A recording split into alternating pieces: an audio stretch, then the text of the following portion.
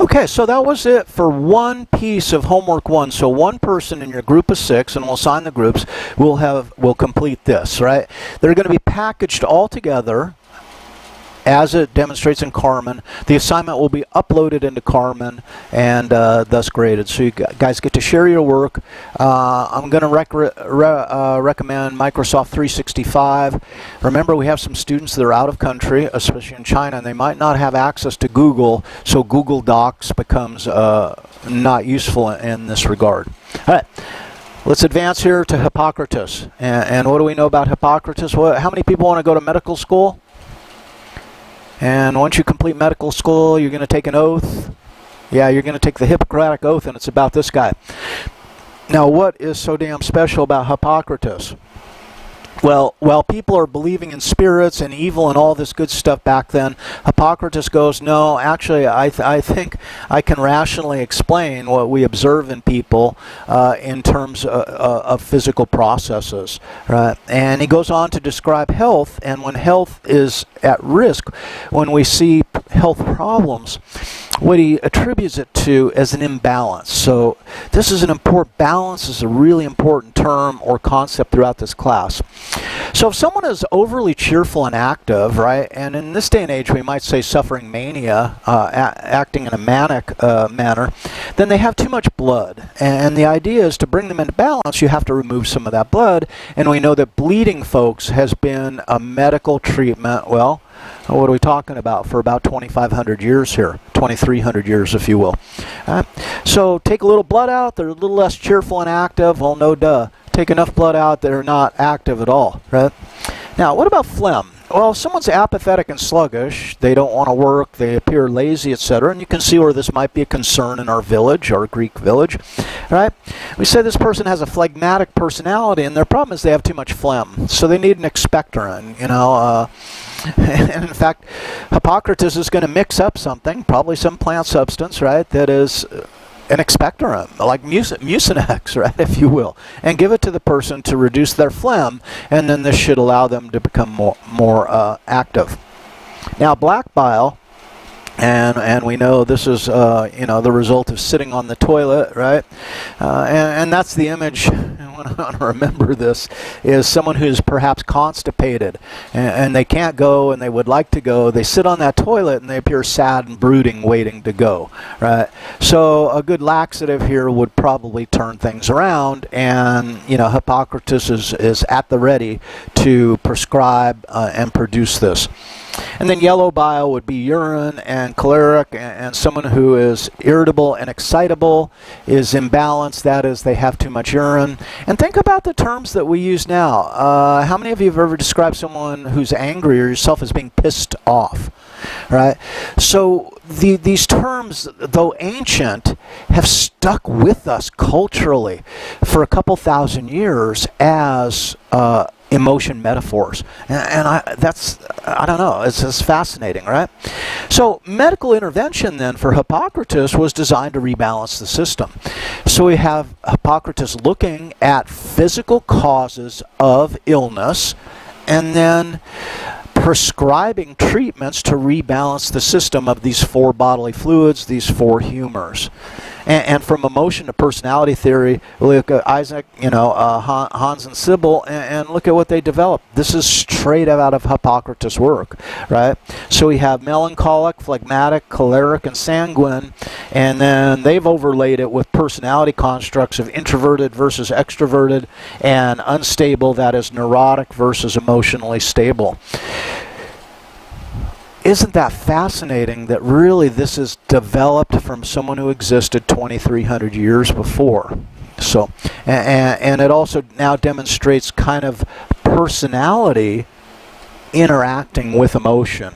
And we see a very interesting set of labels like calm, might be an emotional state, might not, carefree, maybe, but then talkative, not an emotional state, and a behavioral exhibition. So another problem we're going to have, or challenge, or opportunity in this course is this an emotion or is it not? And at the end of the course, I'm going to ask you to define what an emotion is. So Think about that, if you will, please, throughout the entire course. Now, we're going to move up to Plato, so we're moving towards our modern time, but very slowly, if you will.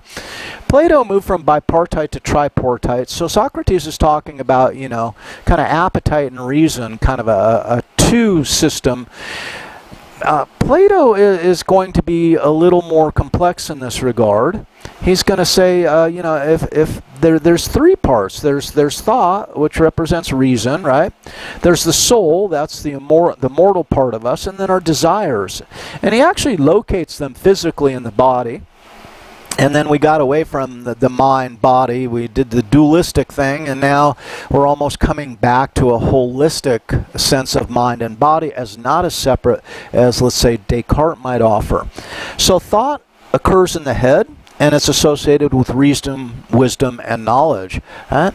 The soul, the mortal part of us, that is what makes us who we are, the human, is located in the heart, that is below the neck here, right? And how much have we thought about the importance of the heart and emotion?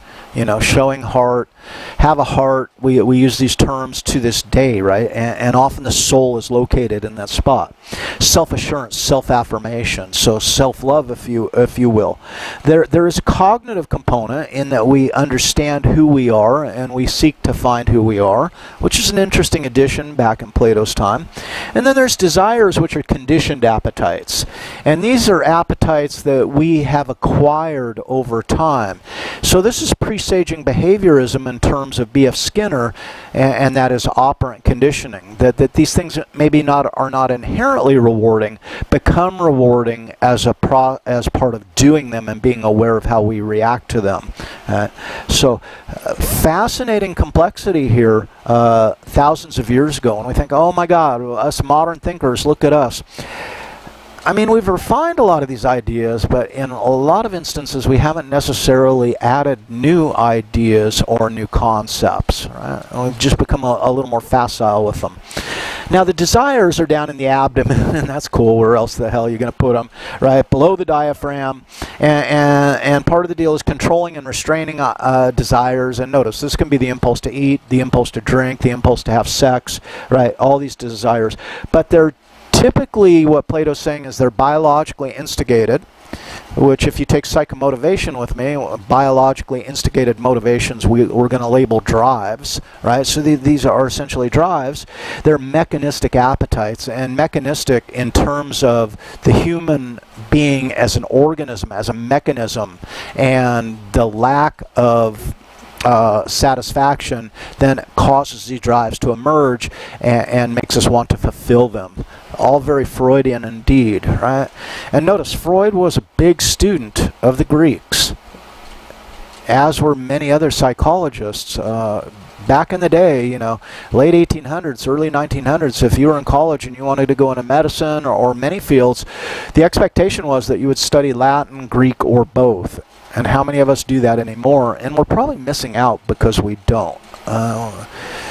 We have kind of this our time bias, if you will, that we often then tend to just dismiss the ancients out of hand because that was back then and they have no meaning for us now. And it might be quite the opposite. So let's take that tripartite conceptualization of Plato. We see reason appearing at the head. The spirit is the emotion and the desires located in the heart. And then you get down to the belt line and below, you can talk appetites and drives. So summarize that. Now, this evolution then allows for the conceptualization of ambiguity of affect. And this is a great term that your authors use in the book, and that is that we can have, this opens the door to have competing feelings, to have mixed emotions, if you will. Again, terms that arise from the past.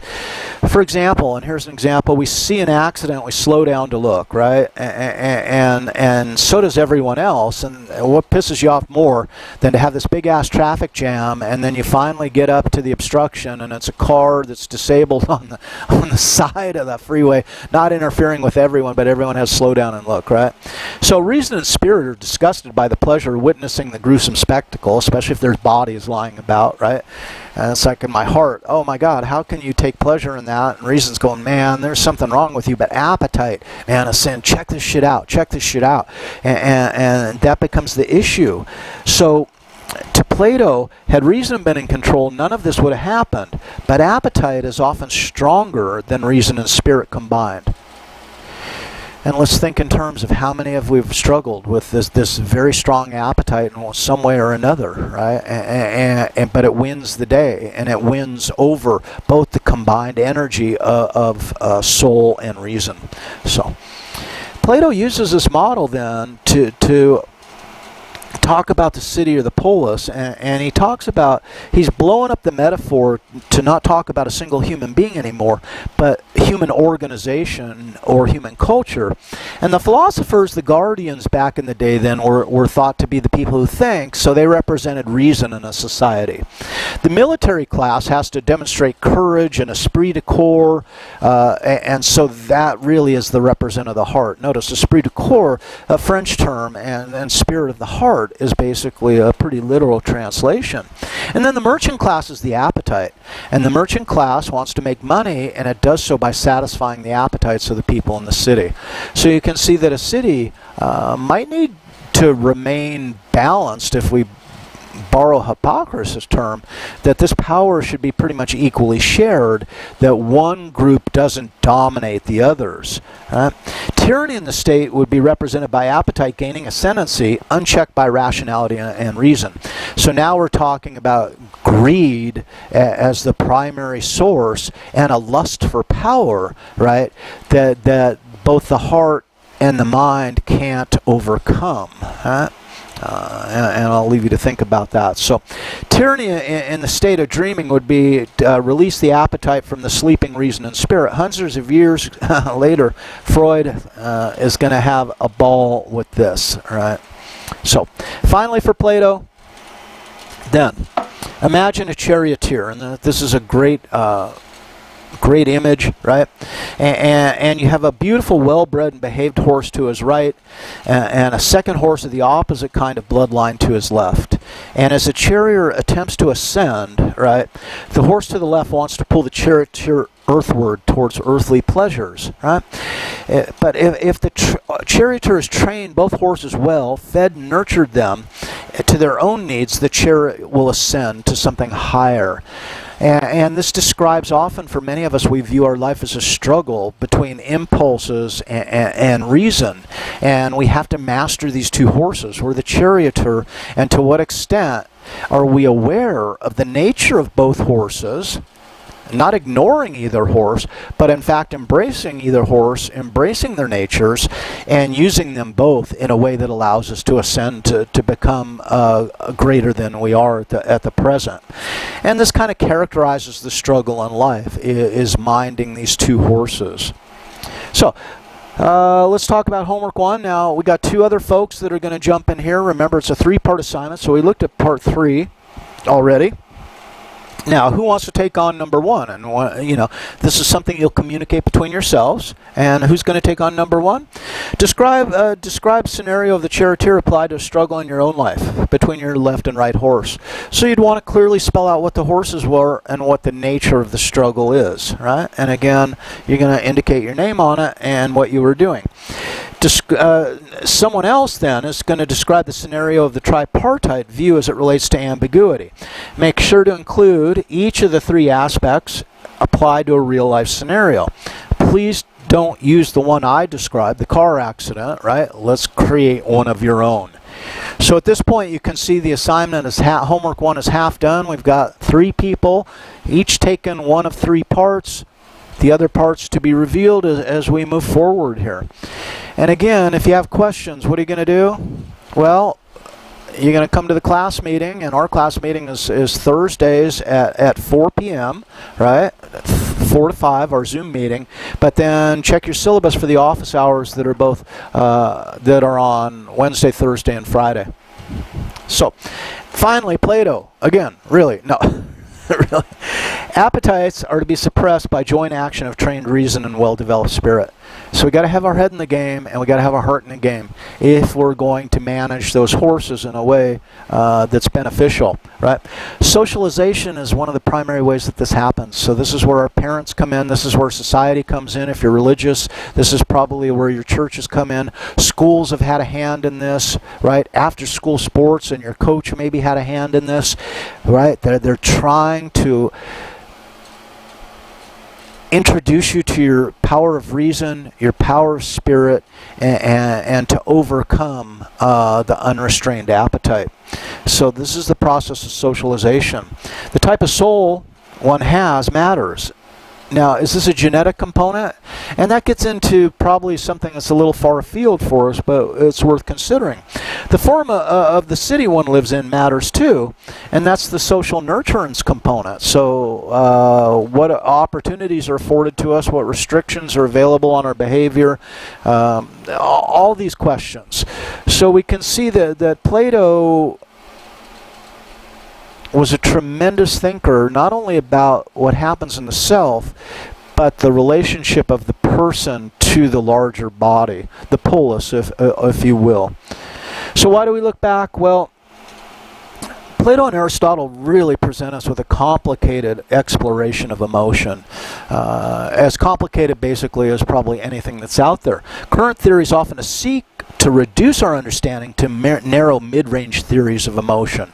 And these mid-range theories are awesome because they allow us to go into the lab and to empirically test them, validate them, provide evidence for them.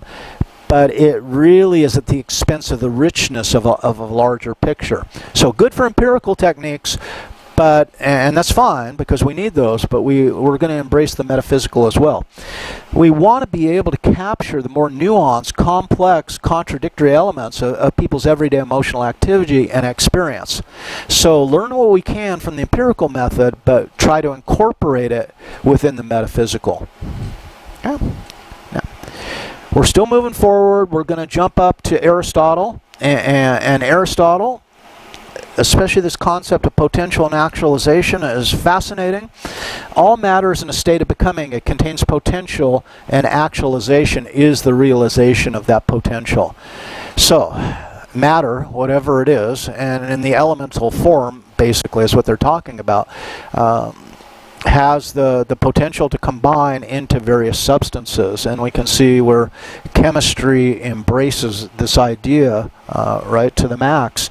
So, but in a less chemistry-oriented and maybe in a more philosophical-oriented discussion, an acorn has the potential to be actualized into an oak tree. Now, it may not. It may be eaten by a squirrel. It may be gathered up by an indigenous people and produced into some kind of mash for food, or it can hit the ground and it can actually become an oak tree.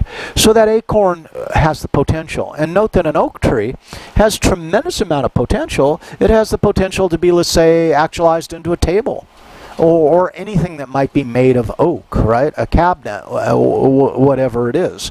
So this metaphor, as it applies to us, is within us is the potential to feel, to respond, and acculturization is that response. So as humans, and if we go to this idea of tabula rasa, that we're a blank slate, that culture will write upon us. And the idea here is it possible that we have the potential to experience, express any emotion on the planet, but its culture, its upbringing, its childhood experiences especially, that limit the nature of the potential actualization.